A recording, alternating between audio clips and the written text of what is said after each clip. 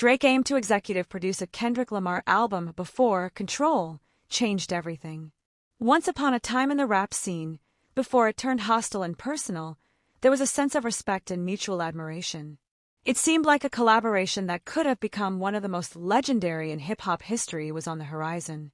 Indeed, Drake didn't merely view Kendrick Lamar as a promising newcomer. He didn't just offer him a feature or a spot on his tour, he wanted to invest fully. Drake had genuine intentions to executive produce a Kendrick Lamar album, believing in Kendrick's potential that strongly. But then Control happened, and everything fell apart. Hello everyone, welcome to Celebrity Cookies. Please don't forget to subscribe and comment your thoughts about the video. I hope to see you in our next cookies. Let's take a step back.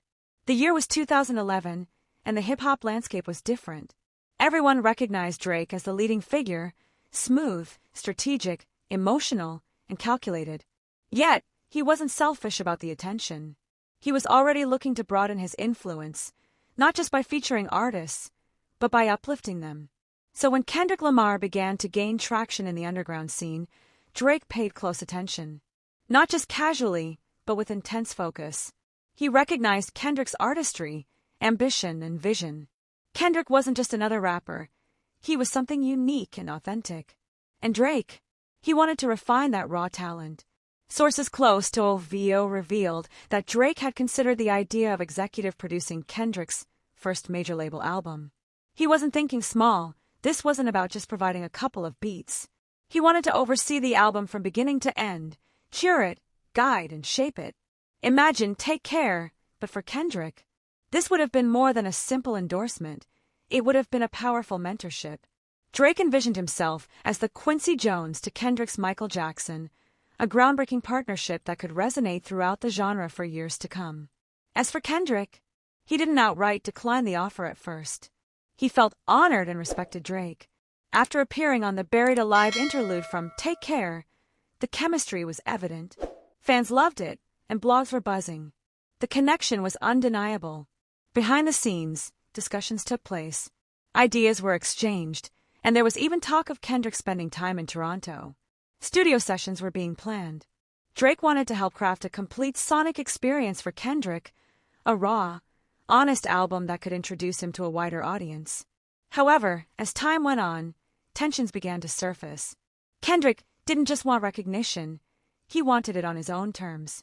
Being executive produced by Drake meant adhering to someone else's vision, even if that someone was as respected and strategic as Drake. Kendrick was being prepared for something greater at TD, and Top Dog wasn't willing to let his prized talent be influenced by Drake, the Sixth God. The thought of Kendrick's debut being shaped by someone outside their circle was too risky and could be seen as disloyal. Kendrick, who was fiercely loyal to his team, began to distance himself. Drake noticed this change but didn't overreact.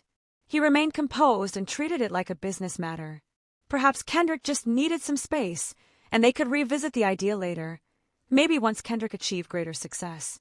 Then in 2013, everything shifted dramatically. The release of Control shook the rap scene. Kendrick Lamar's now iconic verse didn't just stir things up, it severed ties. He called out numerous artists, including J. Cole, Big Sean, Meek Mill, and Whale. But the biggest surprise? The one he didn't mention by name but clearly targeted? Kendrick didn't need to name Drake directly. He had already made his feelings known in interviews, criticizing rappers for singing too much, emphasizing the need for competition, and calling out the artificiality of the industry. To Drake, that felt like a personal attack. This was the artist he once thought about mentoring and wanted to produce for. Now, Kendrick was taking subtle jabs at him and challenging his status in the industry. Drake was done. The possibility of collaboration was extinguished, phone calls ceased, and any plans for an album together disappeared overnight. What began as a promising creative partnership in hip-hop turned into a conflict. The album Drake hoped to produce became Good Kid, m.A.A.d, entirely developed within the TD camp, with no influence from Drake or OVO. Kendrick opted for independence over collaboration, prioritizing artistry over strategy and loyalty over legacy. For Drake, this was painful, not just professionally but personally. He recognized the potential that could have been realized with his guidance, knowing Kendrick's debut could have achieved greater commercial success.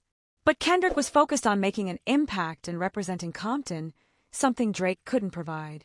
Thus, instead of being Kendrick's mentor, Drake became his adversary. Rather than collaborating on an album, they began creating diss tracks, layered and sharp.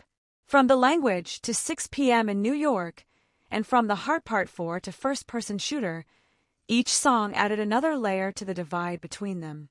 Fast forward to today, and their feud is iconic and historic, yet it carries a sense of tragedy.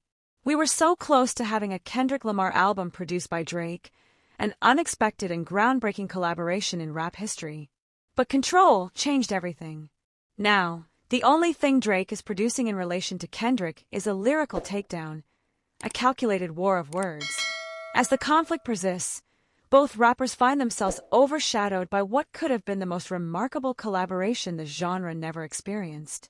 I'd love to hear your thoughts on this situation, so please share your opinions in the comments. Also, don't forget to like, subscribe, and turn on notifications to stay updated on the story.